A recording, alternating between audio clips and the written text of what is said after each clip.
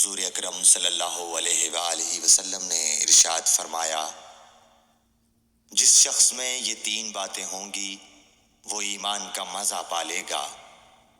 ایک یہ کہ وہ شخص جسے اللہ اور اس کا رسول ان کے ماں سوا سے زیادہ عزیز ہوں، اور دوسرے یہ کہ جو کسی بندے سے محض اللہ ہی کے لیے محبت کرے، اور تیسری بات یہ کہ جسے اللہ نے کفر سے نجات دی ہو، پھر دوبارہ کفر اختیار کرنے کو وہ ایسا برا سمجھے جیسا آگ میں گر جانے کو برا جانتا ہے۔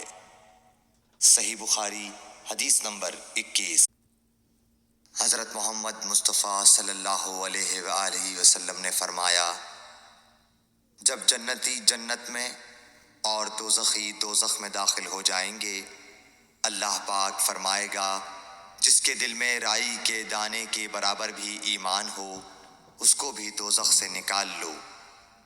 تب ایسے لوگ دوزخ سے نکال لیے جائیں گے اور وہ جل کر کوئلے کی طرح سیاہ ہو چکے ہوں گے، پھر زندگی کی نہر میں یا بارش کے پانی میں ڈالے جائیں گے۔ اس وقت وہ دانے کی طرح اگائیں گے، جس طرح ندی کے کنارے دانے اگاتے ہیں۔ کیا تم نے نہیں دیکھا کہ دانہ زردی مائل پیچ در پیچ نکلتا ہے؟ صحیح بخاری حدیث نمبر 22۔